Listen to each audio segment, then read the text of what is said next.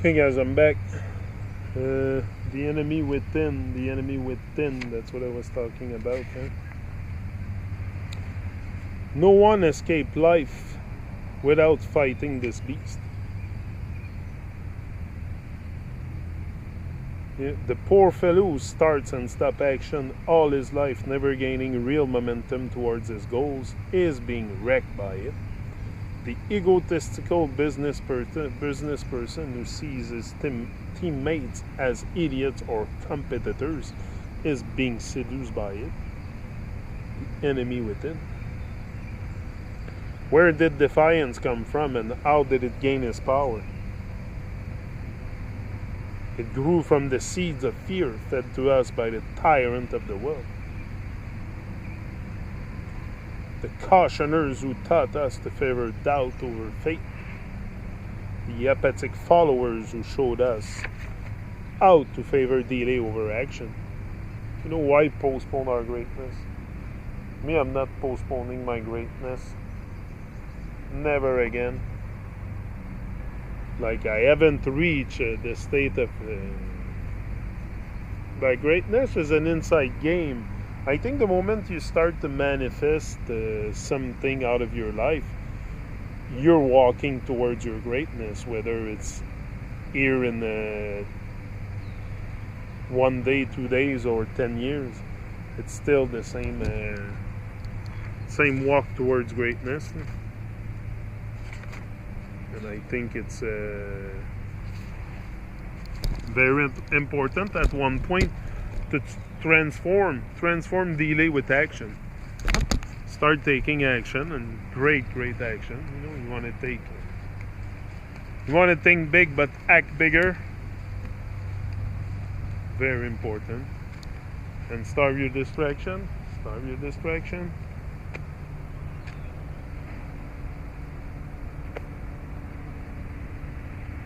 The water has went down a bit.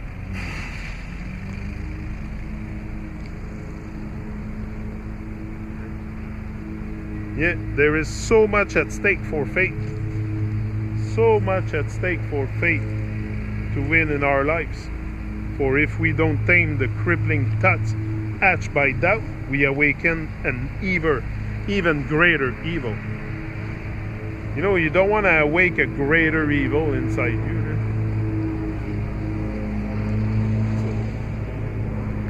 Go into action. The second serpent head of defiance, whose aim is to stop our advance by poisoning us with apathetic and resigned thoughts, is named after its sole miserable mission: delay.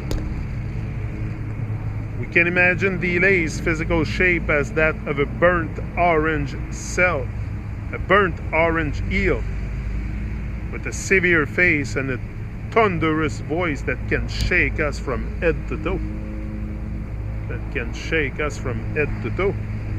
If its brother doubt breeds uncertainty with its whiny song of concern, delay engenders real terror, strikes us.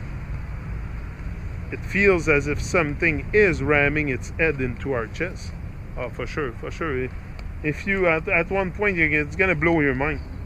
No, don't let the system blow your mind. It's there for that. It's there to blow people's mind. I hear so many stories of people breaking up and just letting the system, blow their mind, and couples breaking up and not able to find their way. And I hear stories of people miserable because people close themselves. They close themselves and they can't really have great relationships when you're closed up. You have to open up. Very important to open up. Open up to yourself, open up to your spouse or partner or whoever you share your life with. It's important to stay open, and you want to have good anyway, me, that's the goal, to have a home advantage. What's the point of fighting all the time and not having it's it's not so much fighting, but sometimes we ignore each other. We just ignore each other, and we don't. I don't know. It's very but takes work on yourself. Takes work on yourself. You have to be willing to put some water in your wine once in a while, because that's what is needed. And it's not about being right or wrong. It's about if you make it about being right or wrong, I think it's always not the right thing to do. It's not the best thing to do, for sure. But many people see that as I don't know. Delay makes no effort to woo or seduce us. It is a dictator of terms. Stop or be hurt. Wait or risk him. Wait or risk him. Risk ruin sometimes. Presented with such dire voices, our mind rarely argues. For sure, because your natural state of mind, our natural state of mind is not one of being very enlightened and stuff like that. It's a living dead state. I say it often. It's not about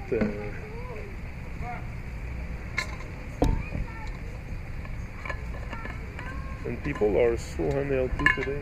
It's another thing that seems like everybody's fat. I don't know. I'm struggling myself also with my part of but I've lost a lot of weight. I've lost over 100 pounds so far. So it's a long road. Just the weight loss is not really easy, but anything that you want in life is not gonna be easy. It's always on the other side of your comfort zone. And if you want something and you really want something really bad, you're gonna do anything to get there at any cost. You're not gonna count the cost. You're not gonna be like, oh, I don't feel like doing it today, or no. You wake up always with that vitality, that motivation, that fire that you need to carry on your journey. No? We all need to carry on. We should all carry on our journey and carry the truth. We are the truth. We have everything around us. We live in such a beautiful place. It's wonderful. It's paradise. It's like, where do you think you're gonna find paradise if it's not here and now? What, you know what's after? Nobody knows. Maybe there is something after, but as far as I'm concerned, nobody knows. And we can only speculate. The only thing we can all experience is right here and now in life. We can all experience life. We are life. We are walking here with such a great gift of life. Just being alive, just that should motivate us to the max to raise to the occasion. But even myself, I've been dormant for a while on my greatness. You have to decide to do something with your life and to move out your comfort zone. To do something. Not just adopt the default state and be like, okay, I'm gonna do my job, come back home and do my little things. Like, what do you're not saying to quit your job, but at night time, what do you do? From 7 to 10 at night? Good question. And most people waste their time on soap or nonsense or stuff that doesn't support their journey. So for sure, if you don't support your own journey, if you're not willing to starve a bit of your distraction and put time into it, put effort, it's not gonna happen for you. You must put effort. Very important. Eventually, you reap what you sow. Right? So don't get it twisted. My advice to you: don't get it twisted, because you reap what you sow. So if you get it twisted, not good. Si tu fais, là,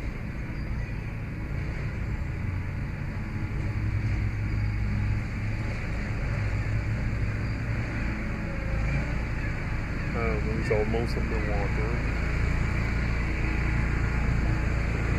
Okay guys, I'm out.